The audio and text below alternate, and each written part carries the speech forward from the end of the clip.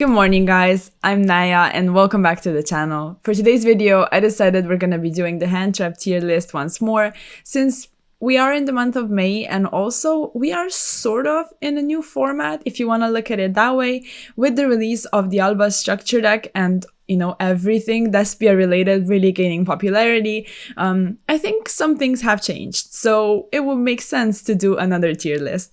With that being said, I would love for you to subscribe because a lot of you are still not, and I would encourage you to be part of this community. I would love that. And also, let me know down in the comments what you think of the tier list, and overall what you think of the actual hand traps, which hand traps are you maybe running, how many of them, all of that. I would love to hear your thoughts and opinions. And yeah, with that being said, we can go ahead and get started. So we have the usual tiers over here. We have the staple, good, decent, and not worth it. And we have the usual hand trap lineup as well. But I do have a feeling some things are going to move sort of from a tier to another one. So starting off with Ashe, I would still put Ashe in staple. Ashe is usually a staple because of how generic it is. And also, you can Ashe brand diffusion. And Ashing brand diffusion just feels so good that it's almost, it would really not make sense to me cutting Ashe. Like, Ashe is way too generic, like I mentioned. And it's also incredible against all of these decks that sort of run the Brave stuff and a lot of other things, because you need a lot of hand traps still to combat that, or you need to play a lot of going second power cards and board breakers in your main deck. But if you go down the, hand trap route, you will want to have Ashe that's generic and can hit something like the Enchantress and also the Faithful if you're really in a pinch.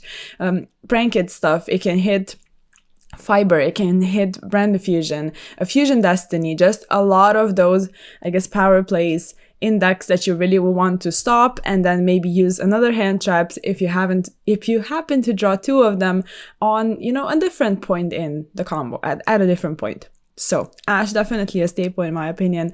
But there is another one that's going to move up in the staple tier also, and it's going to be Bell.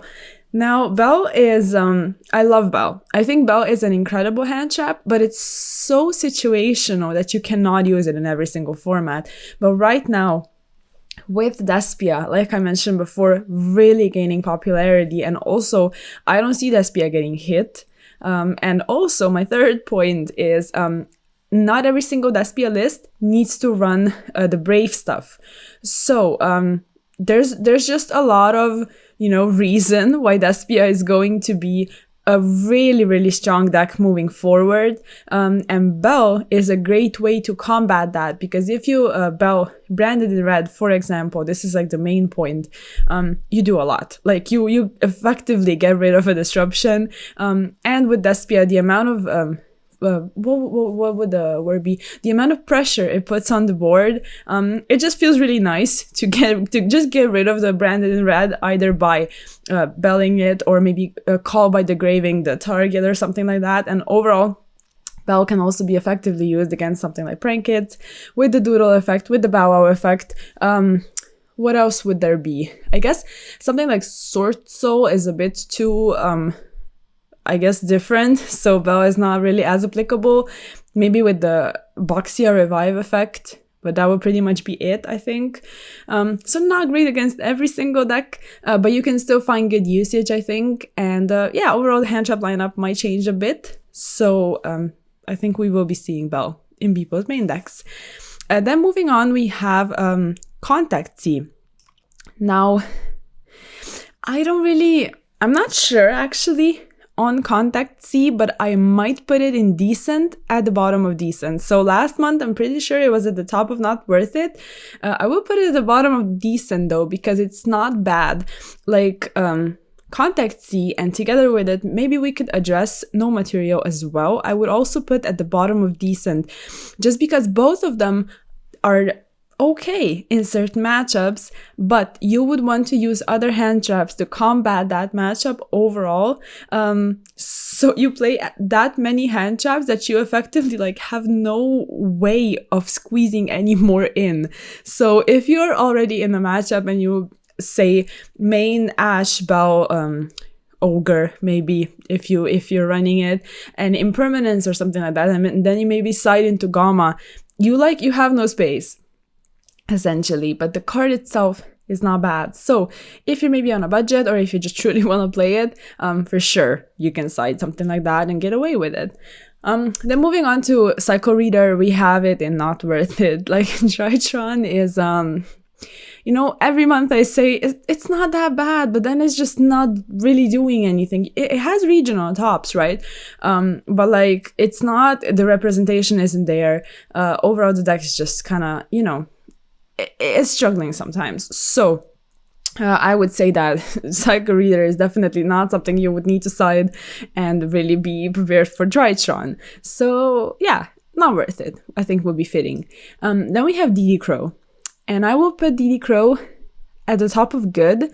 I don't want to put it in staple just yet, because I would say the format is sort of, like I said, we are in a new format, but with the slowly approaching ban list and Dimension Force is going to get released. There's also Despia support in there. So some things will still change in the upcoming couple weeks, basically. Although it has seen a lot of play, and it's also incredibly strong. Like I said before, if you get rid of the target for branded in red, that's just huge. And DD Crow effectively does that. It can also banish DPE. It can banish Celestial also at the end of the day, like if you happen to draw multiples or anything like that, and get rid of their follow-up. It can banish anything that a Prankit player really needs in their graveyard to continue playing. It can banish something like, I don't know, an annoying Tiny effect that's going to go off. It can banish 001. It can legit deal with a lot of things, and I think it might move to staple, but we'll just have to see. Then we have D-Shifter. It's still great, I'll put it at, I guess below Crow. Like, D-Shifter is really nice and all, but like, Despia is not exactly, I wouldn't say it's that hurt by D-Shifter. Obviously, it's not ideal. Albion is not going to be in the graveyard to activate its effect, so that's kind of unfortunate. But other than that, something like Lubellion's effect, things like that, they can fusion from the banished pile, like using stuff from the banished pile as well, so you don't really care. So for the most part, I would not say it's that hurt by D-Shifter. In other matchups, it's still incredibly strong, and Flunder is also still kind of, it's kind of up there. So yeah, sure, D-Shifter definitely could go in the good category. Then we have Draw. Let's think about Draw for a second. So I guess it hurts Brave decks if you start with the Brave stuff, but that's highly situational. I'll put it, I think, at the top of decent. It's not that great in my opinion. I don't know. Based, I guess, was hurt a bit by Draw. Prank kids don't really care that much, maybe if they utilize the Brave stuff, but that's not every single turn is going to have that, and it's not really as impactful. What else? Despia, I wouldn't really say it gets hurt by Draw at all. Again, maybe if you're running the Brave stuff, but I guess at the top of decent would be fine. I don't really see it being any better, but throughout the course of this video, we just might move it to like bottom of good. Then we have Gamma. I'll put Gamma in good, like maybe above Shifter, because it's really generic. That's the only reason why I'm putting it above it. I wouldn't say it's necessarily better in terms of power, but yeah, it is really situational. Like, you can afford to side it, whereas you cannot side D-Shifter or main it in every single deck. Gamma is really nice. Like, if you are a fan of Gamma, if you are running the type of deck that can afford that, or if you just want to have it in your side deck going second, in all of these situations and cases, it's really nice. But it's not, I'm sort of not a fan of hand traps like these, where you really need to immediately chain to an effect, like something like Valor or Impermanence gets around that. But if you're playing against Despia and they use something like Brand Fusion, and then they will go Lubellion 1, Tragedy 2 usually, and they would chain block it. You can Gamma the Tragedy, but it's not, exactly as ideal as maybe using Gamma and Lobelion would be. So overall, yeah, it's kind of, you know, you really need to decide. The impact is there and it's a nice hand trap, but you can decide for yourself. Then we have Dogwood. I guess we can put it at the top of not worth it. It's really not worth it, but I still like to put it here. Then we have Impermanence. So Impermanence could definitely go, I would say, in staple. Like, honestly, I usually don't play a deck without Impermanence. Like, I just love Impermanence. I think it's incredibly strong if used correctly, and if you are, you know, trying to sort of break a board, you can also hold it and use it on something that you really want to use it on. It's really like, it trades, you know, 1-for-1 basically with a negate or a disruption. So I would say if you're going for the pattern of like running a lot of hand traps still, or maybe combining it with the going second board breakers, I would still consider playing something like Impermanence to just have more ways of outing the board, but it's really to each their own. Then we have Lancia. I'll put Lancia at the top of decent. That's really funny to me because Lancia has been popular in almost every single format that I can remember, but it's really not that great right now. It doesn't hurt Dispia. It doesn't really hurt Prankits. Like, yeah, it hurts the Brave stuff, like, I guess, but then you can still play a lot of other hand traps, and you can also, oh, by the way, Bell also negating Enchantress, because Enchantress can add right from graveyard as well, so that's an implication there. But yeah, at the end of the day, you would use something like Ash Bell and maybe Token Collector to combat some of the decks, and Lancia is really falling out of favor, so yeah. Okay, then we have Skullmeister. So Skullmeister could go, I guess, middle of decent will be the right placement for it. It's not bad, but it's still, again, one of those hand traps that's not really, there's no space for it, and there's not as many implications. Like, you have some Prankits effects, but they can be chain blocked, and then maybe they have a disruption on board also, and by that point they just might not care about that Prankit resolving in the graveyard. You can also negate DPE. I guess that would be an implication there, or maybe something like a Tragedy or anything like that, but it's not really yeah, you know, a snow maybe. Like, it has very niche applications. You could use it if you want. But yeah, I guess middle of decent would be okay. Okay, now we have Mourner.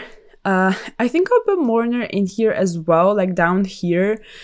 Maybe below Skullmeister, because if you are planning on using Mourner at that point, you could use also Impermanence or Veiler. And Mourner is very impactful if used correctly. Like, if used in a point where you would really be hurt by something like Artifact Scythe, because you can use it on your turn, since Scythe is mandatory, so then you would chain. But that's really niche. So yeah, it's kinda I prefer other forms of like negating monster effects with something like Impermanence or Veiler, but it's really to each their own, essentially. Like, you can use whatever you want. Okay, then we have Nibiru. Where do we want to place Nibiru? So definitely good. Like, it's still really nice. Maybe bottom of good would be correct, just because it's kind of falling out of favor with Dispia's popularity. Dispia is not really, doesn't really care about Nibiru, and with the amount of Dispia decks and the representation, I just wouldn't say it's necessarily worth it. You could maybe side it if you really want for some specific matchups, but in those matchups, you know, something like Prankit, stuff like that, also based overall, yeah, that's an implication there, but they do have Brave, so then you would trade it off with the Brave stuff. It's kind of, yeah, I think it's way too situational right now, but it could change. Then we have Ghost Ogre. So let me think about that. Why I'm not immediately putting it in staple is just because it doesn't hurt Dispia, and with the amount of Dispia running around, I think I will put it at the top of good, because it's still a great card, and if you have space, like I said before, I keep repeating myself, but if you're going for that, you know, a lot of hand traps kind of build of your deck, you can still play, I guess, 2 copies of Ogre or something like that, because it's not nice against Brave if you're trying to disrupt them going second when they're on their turn, and it can also just completely get rid of the Wandering Griffin Rider negate, because you would Ogre it, it doesn't shuffle itself back. you just dealt with it. And also, if you are running the E-Tally, you can play E-Tally in a lot of different decks. So if you're running teleport still, Ogre would be a really good choice. Then we have Phantasme. It's not worth it. Top of not worth it for sure. There is some link summoning, but not a lot of link summoning. And with Dispia, there's no link summonings. So like, yeah, you know, it's Phantasme. It's not really great right now. Okay, then we have Cherries. So I'll put Cherries at, I guess, decent. Yeah, bottom part of decent. It has seen some play.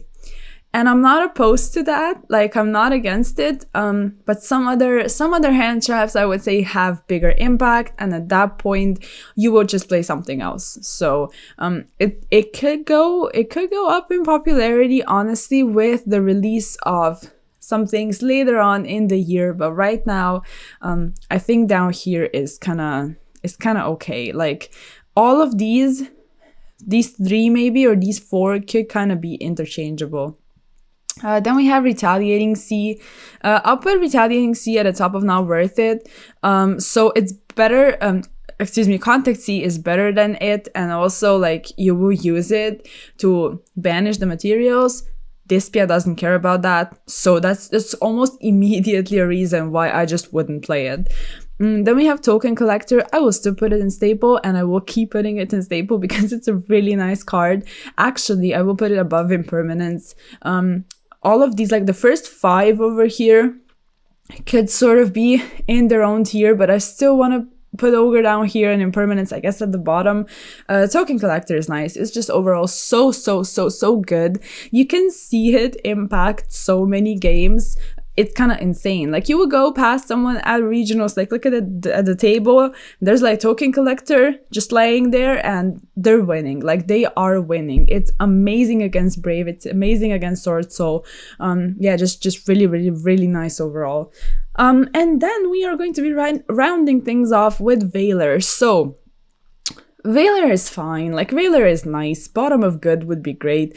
Bottom of good would be great. To put Veiler there, yeah, I just prefer it over Mourner, but that's really personal preference. It has some downsides because it can only be used during the main phase, during your opponent's turn, but it's still not bad. It's definitely not bad.